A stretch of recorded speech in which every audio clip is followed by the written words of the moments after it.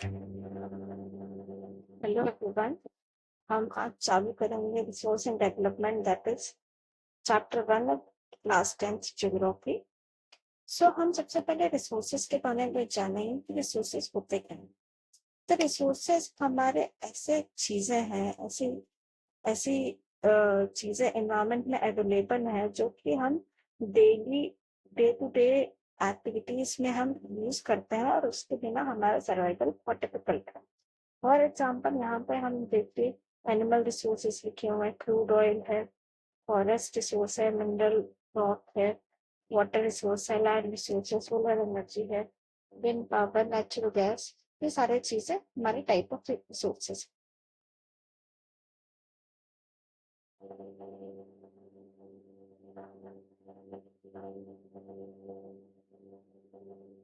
अब हम पढ़ेंगे कि ये चैप्टर पढ़ने का हमारा ऑब्जेक्टिव क्या है।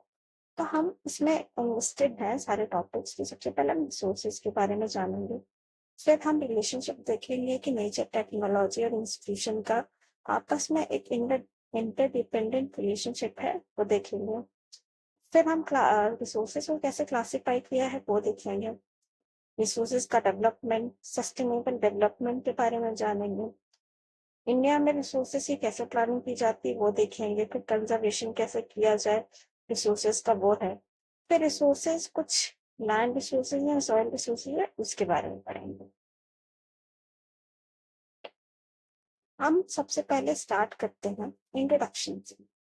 तो resources are everything available in our environment that can be used to satisfy human needs, provided they are technological accessible, economically feasible and culturally acceptable.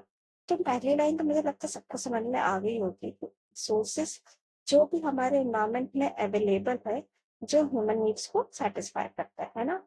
अब इसमें तीन कंडीशन दी हुई है कि technologically accessible, economically feasible and culturally acceptable.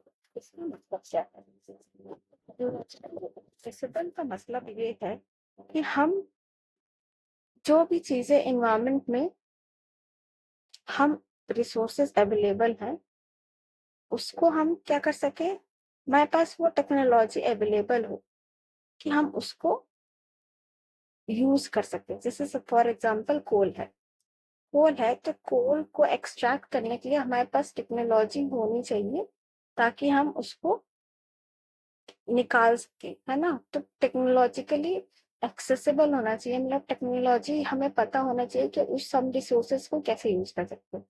Economically feasible, अब भैया technologically accessible है पर हमारे पास ऐसी कोई टेक्नोलॉजी जो कि हमारे बजट से दूर है, मतलब कि हम जितना रिसोर्स बना रहे हैं उसमें लॉस कम हो, प्रॉफिट ज्यादा हो, मतलब प्रॉफिट मेकिंग हो, कुछ ना कुछ पैसे कमाए, तब वो इकोनॉमिकली फीजिबल है। मतलब ये सपोज कोल है, कोल की हम माइनिंग कर रहे हैं और माइनिंग में जितना पैसा लग रहा है अगर हम इसको बेच रहे हैं तो बेचने में ज्यादा पैसा मिला और कोल की माइनिंग में कम पैसा मिला, तो क्या हुआ, हमें प्रॉफिट हुआ। तो ये हो गया हमारा इकोनॉमिकली फीजिबल।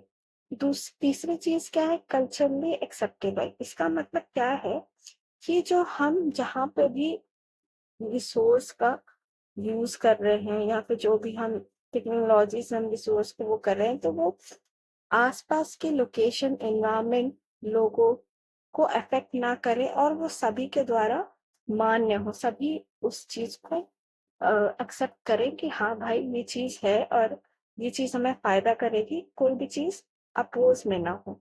जैसे फॉर एग्जाम्पल न्यूक्लियर एनर्जी अभी भी बहुत सारी जगह लोग अपोज करते हैं। फॉर एग्जाम्पल जापान में वो चीज कल्चरली एक्सेप्टेबल नहीं है ना। अब देखते हैं हम कि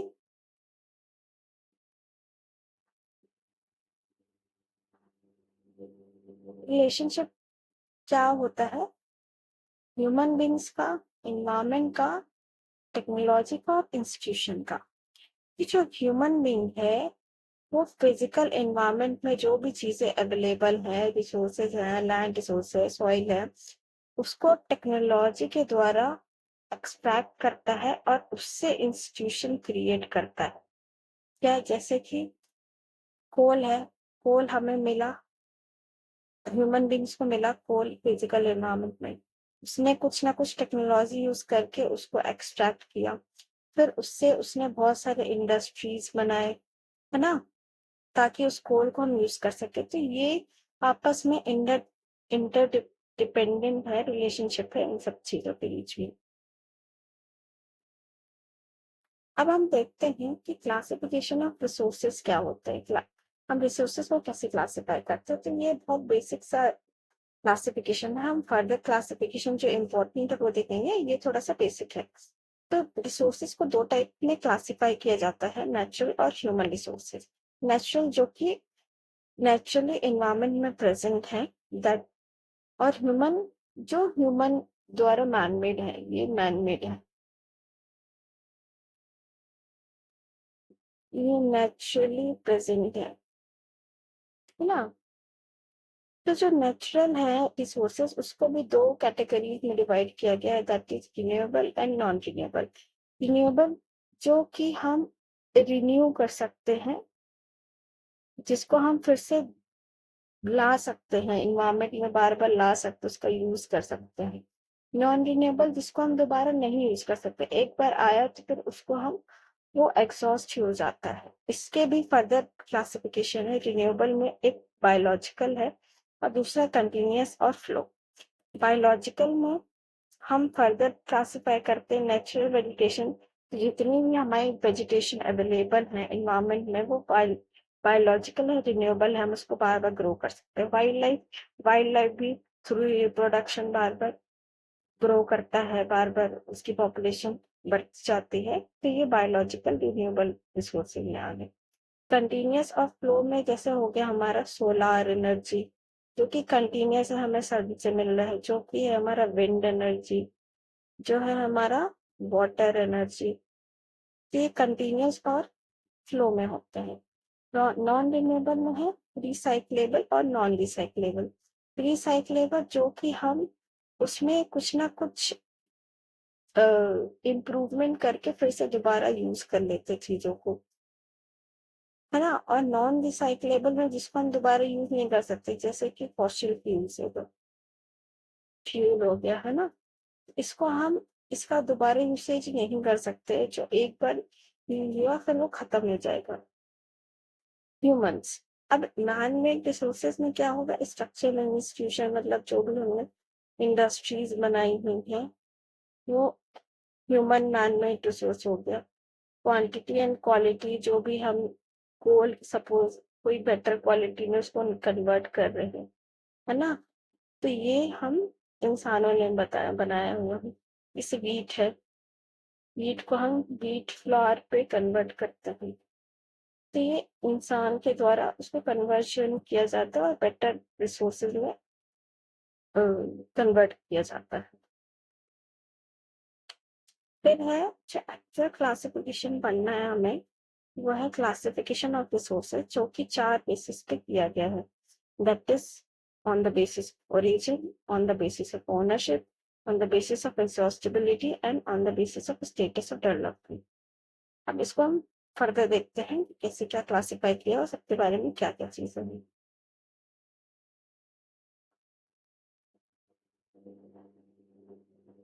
सबसे पहला है ओरिजिन के बेसिस में। ओरिजिन मतलब ये कहाँ से इसका ओरिजिनेशन है, कहाँ से ये डेवलप हुई है चीजें। तो इसको भी हम फर्दर डिवाइड करते हैं बायोटिक और एबायोटिक कंपोनेंट में। बायोटिक कंपोनेंट क्या है, जो कि लिविंग थिंग्स से बने हुए हैं, जैसे प्लांट्स और एनिमल्स हो गए, ये आप देख सकते हैं बायोटिक का कंपोनेंट्स है, मतलब जिसमें सब में जान होती है। एबायोटिक क्या है, जिसमें जान नहीं होती, नॉन लिविंग थिंग्स से बने हुए हैं, जैसे कि एयर हो गया, सॉइल हो गया, टेम्परेचर, लाइट, ये सारी चीजें एबायोटिक रिसोर्सेज हो गए। और ये ओरिजिन के बेसिस में क्लासिफिकेशन है। फिर दूसरा क्लासिफिकेशन है हमारा ओनरशिप के बेसिस में।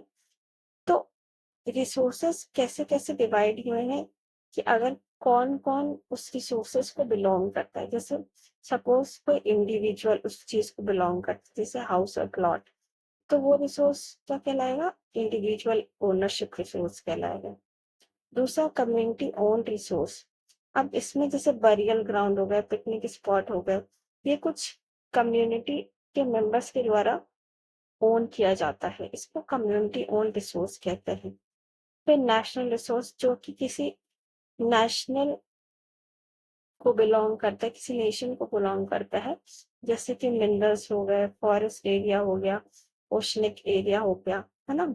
और चौथा होता है इंटरनेशनल रिसोर्सेज, जो कि किसी भी नेशन को बिलोंग नहीं करता है, बल्कि कुछ इंटरनेशनल इंस्टीट्यूशंस होते हैं, जैसे कि यूनाइटेड नेशंस हो गया, है ना, और भी बहुत सारे इंस्टीट्यूशंस होते हैं, उसको बिलोंग करता है।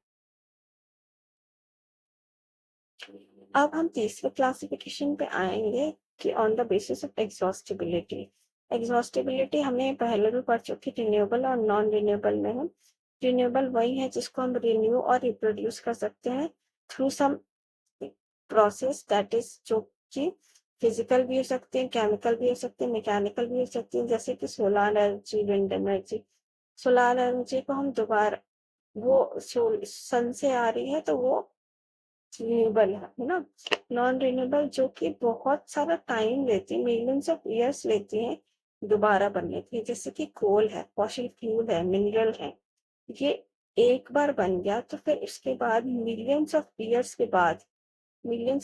के बाद दोबारा बनेगी, मतलब ये नॉन रिन्यूएबल में आ गई। चौथा क्लासिफिकेशन है स्टेटस डेवलपमेंट ऑफ रिसोर्सेस। तो चौथा क्लासिफिकेशन में सबसे पहला है पोटेंशियल रिसोर्सेस। पोटेंशियल रिसोर्सेस कौन से होते हैं, जो कि हमें किसी रीजन में तो मिल गए हैं पर अभी फुल्ली तरीके से हमने यूटिलाइज नहीं किया, जैसे कि क्या, विंड एनर्जी। विंड एनर्जी हमारे इंडिया में बहुत सारी जगह पे पाया जाता है, पर स्टिल अभी बहुत अंडर यूटिलाइज है, अभी हमने हर जगह विंड पैनल्स नहीं लगाए हुए हैं, तो अभी क्या इसमें पोटेंशियल है कि हम उसको यूज और कर सकते हैं। दूसरा है हमारा डेवलप्ड रिसोर्स। डेवलप्ड रिसोर्स क्या है, जो कि हमने फुली देख लिया है कि भैया हाँ ये रिसोर्स हम फुली यूज कर सकते हैं और उसको हम यूज कर रहे हैं, जैसे कि क्या, कोल है जो कि धनबाद एरिया में है। वाटर जो है हमने इलेक्ट्रिसिटी की जनरेशन के लिए यूज करना चालू कर दिया। स्टॉक, स्टॉक का मतलब स्टॉक करके रखना ना। तो स्टॉक रिसोर्सेज क्या होता है, जो कि एनवायरमेंट में अवेलेबल है पर हम उसको यूज नहीं कर पा रहे हैं क्योंकि हमारे पास वो इतनी सफिशिएंट टेक्नोलॉजी नहीं है ताकि हम उसको एक्सट्रैक्ट कर सके। जैसे कि एग्जांपल क्या है, hydrogen is a fuel resource. ठीक है, अब हाइड्रोजन हमारे पास एनवायरमेंट में तो अवेलेबल है पर हमें अभी पता नहीं है भाई कि उसको एक्सट्रैक्ट करके उसको कैसे फ्यूल सोर्सेज में कन्वर्ट करना है। और चौथा है रिजर्व रिसोर्सेज।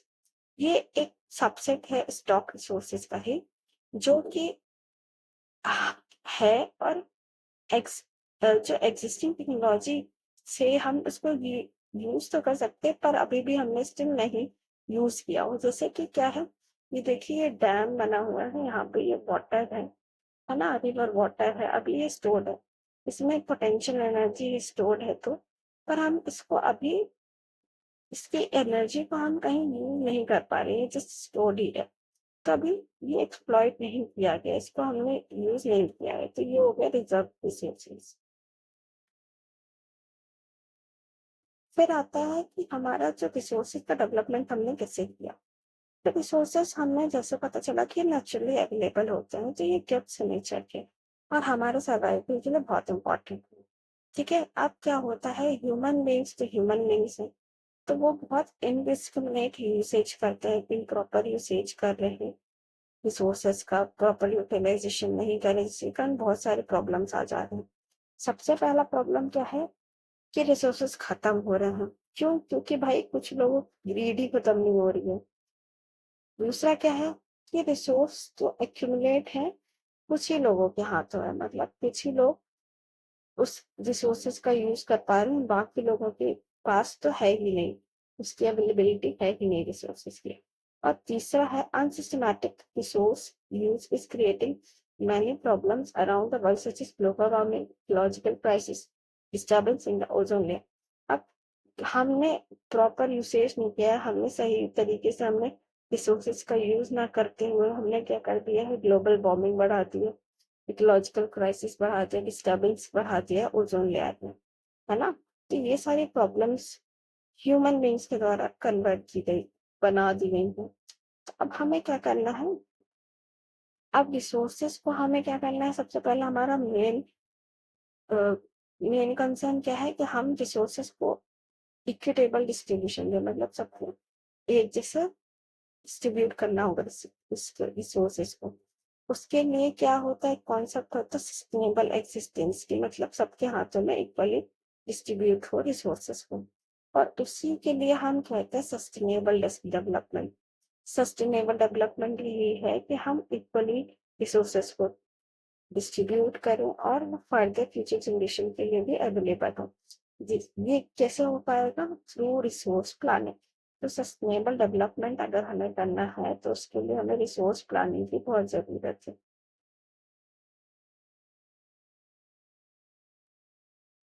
अब सस्टेनेबल डेवलपमेंट क्या होता है, सस्टेनेबल डेवलपमेंट का मतलब ये होता है कि development without harming the environment and ensuring future generation needs are not compromise. मतलब हमें डेवलपमेंट तो रिसोर्सेस का करना है, पर एनवायरमेंट को बिना हार्म दिए हुए और फ्यूचर जनरेशन की नीड को ध्यान में रखते हुए कि भैया हम अभी रिसोर्सेस तो यूज कर सकते हैं, बाद में फ्यूचर जनरेशन भी उस रिसोर्स को यूज कर सकते हैं। तो उसके लिए क्या हुआ, मीटिंग्स में वर्ल्ड लेवल पे सारी कंट्रीज के लेवल पे कुछ ना कुछ मीटिंग्स हुई। तो सबसे पहले मीटिंग क्या हुआ, रियो डे जेनेरियो अर्थ समिट। अब ये रियो डे जेनेरियो कहाँ है, तो बहुत सारे लोगों को नहीं पता होगा, ये है ब्राजील में। ब्राजील में आपको दिखाती हूँ, ये है हमारा इंडिया और यहाँ पे है, ये साउथ अमेरिका में है ब्राजील, है ना। तो ब्राजील में रियो डी जेनेरियो में इसका सबमिट हुआ, मीटिंग हुई 1992 में, ईयर में, है ना। और 100 वर्ल्ड लीडर्स आए इस मीटिंग में और इन्होंने बात की कि भैया इन्वायरमेंट को हमें प्रोटेक्शन करने की बहुत जरूरत है, सोशो इकोनॉमिक डेवलपमेंट ग्लोबली करने की जरूरत है। सोशो इकोनॉमिक मतलब सोशली और इकोनॉमिकली दोनों चीजों को लेकर हमें डेवलपमेंट करना है। तो इसके की आउटकम्स क्या हुए है कि हमें एक डिक्लेरेशन बनाया इन्होंने कि ग्लोबल क्लाइमेट चेंज में और बायोलॉजिकल डाइवर्सिटी में, ठीक है। कुछ इन्होंने प्रिंसिपल निकाले जो कि ग्लोबल फॉरेस्ट से रिलेटेड थे, और एजेंडा 21 अडॉप्ट किया सस्टेनेबल डेवलपमेंट के लिए, बहुत इंपॉर्टेंट है ना। एजेंडा 21 क्या है, एजेंडा 21 ये United Nation conference on environmental and development, UNCED. मैंने आपको यूएन के बारे में बताया था कि ये इंटरनेशनल इंस्टीट्यूशन है। इसी तरीके से यूएनसीईडी भी एक इंटरनेशनल इंस्टीट्यूशन है जो कि जहाँ पे एजेंडा 21 को साइन किया गया है। इधर इसका मेन एम क्या था कि ग्लोबल सस्टेनेबल डेवलपमेंट है। सस्टेनेबल डेवलपमेंट मतलब ये डेवलपमेंट इन्वायरमेंट को बिना हार्म किए हुए और फ्यूचर जनरेशन को ध्यान में रखते हुए करना है।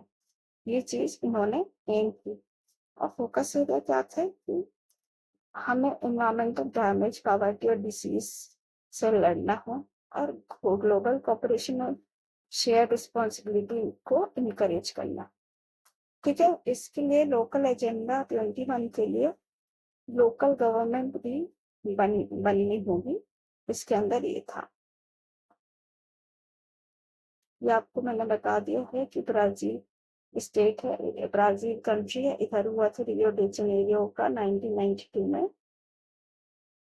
अब रिसोर्स प्लानिंग, मैंने आपको बताया कि सस्टेनेबल डेवलपमेंट के लिए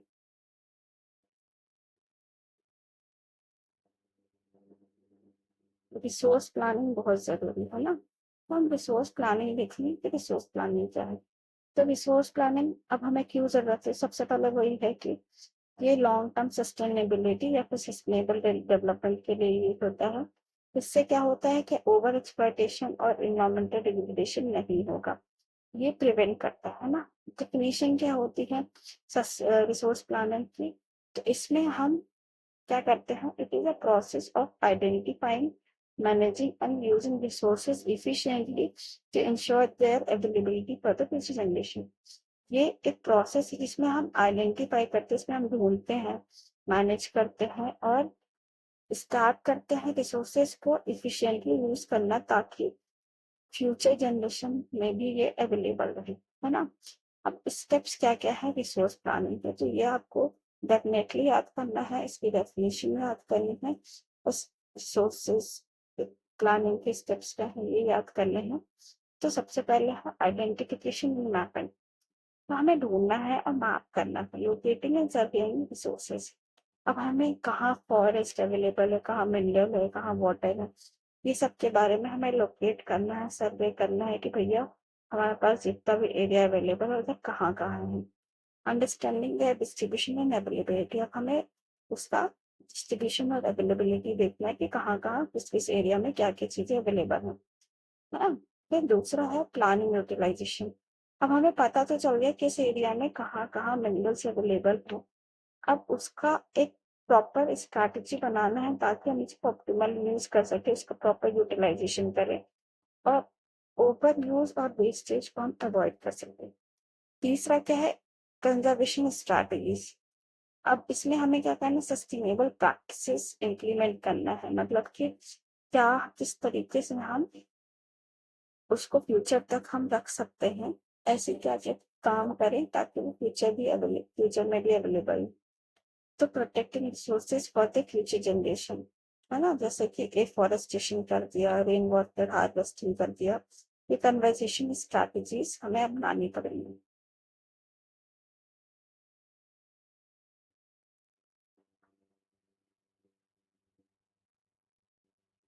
अब रिसोर्स प्लानिंग और डेवलपमेंट इंडिया में क्या होता है,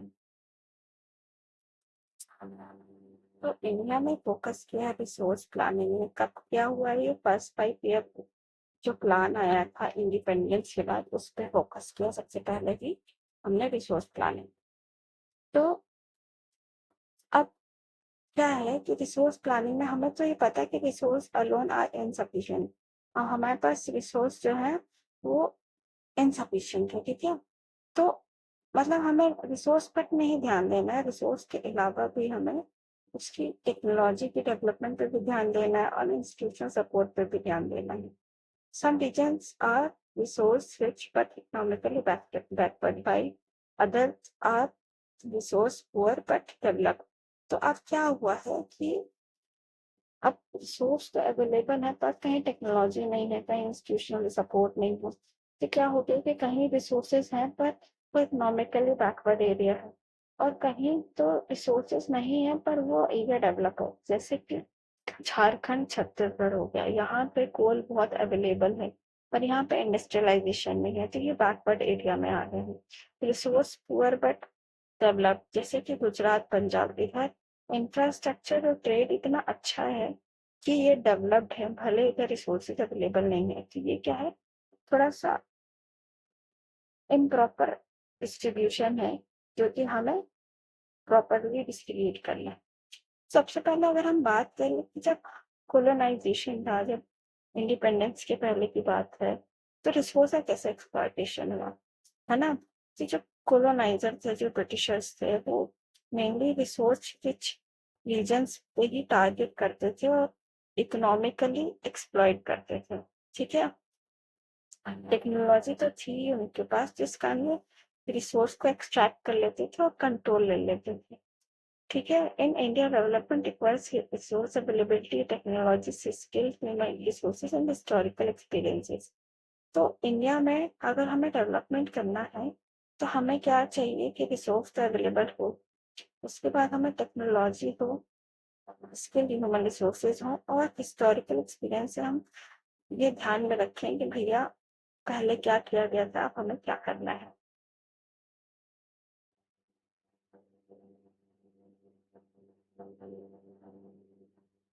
ना। अब हमारी बारी आती है रिसोर्स कंजर्वेशन की। तो अब क्या हो रहा है भैया, ओवर यूज हो रहा है रिसोर्सेस का, जिससे क्या हो रहा है डिस्पैरिटी हो रही है, जिससे हमारा सोशियो इकोनॉमिक इम्बैलेंस हो रहा है, इन्वायरमेंट में बहुत सारे प्रॉब्लम हो रही हैं। तो उसके लिए हमें क्या करना है, उसके लिए हमें कंजर्वेशन करना बहुत इम्पोर्टेंट है। महात्मा गांधी के भी कुछ व्यूज थे कि बहुत सारा मतलब अगर किसी की जरूरत के लिए चीजें बहुत सारी हैं, पर अगर किसी की ग्रीड के लिए चीजें कम पड़ जाती है, but not for anybody's greed. उन्होंने मास प्रोडक्शन और ग्रीड को और एक्सप्लॉयटेटिव मॉडर्न टेक्नोलॉजी को क्रिटिसाइज किया था।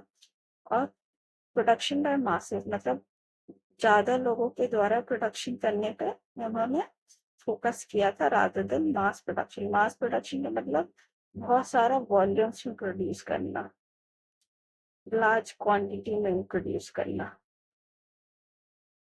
और यहाँ पे बहुत सारे लोगों के द्वारा करना, large number of people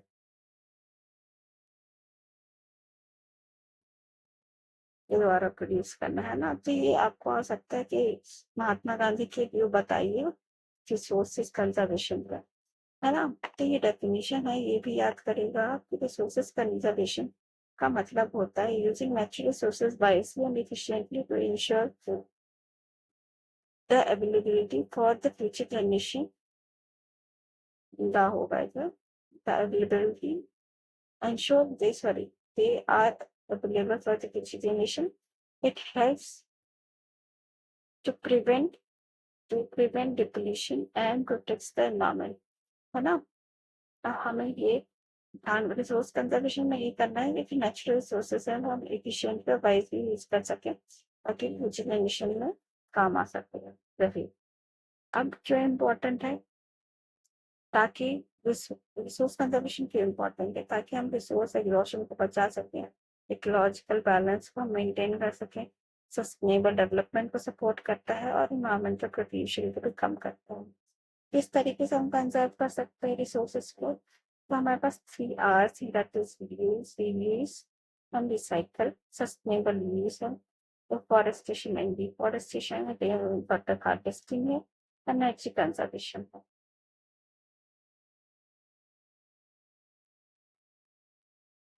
global efforts क्या हुए हैं रिसोर्स कंजर्वेशन पे, जो आप ये देख सकते हैं 1968 में, 74 में, 87 में, 1970 1992 में, तो मैंने बता चुकी। अर्थ समिट हुआ था 1987 में, एक ब्रॉडलैंड कमीशन रिपोर्ट आई थी जिसमें सस्टेनेबल डेवलपमेंट पे बुक लिखी गई थी, है ना। इसके पहले भी कुछ कुछ हुआ था, वो आप देख लीजिएगा, इतना इम्पोर्टेंट नहीं है।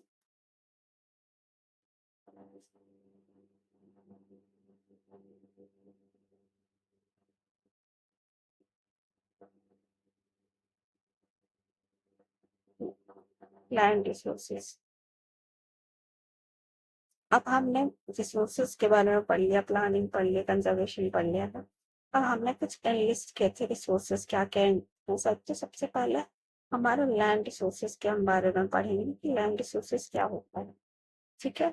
तो सबसे पहले हमें लैंड रिसोर्सेज क्यों इम्पोर्टेंट है, मैंने बताया कि रिसोर्सेज जो है वो हमारे सर्वाइवल के लिए बहुत जरूरी है।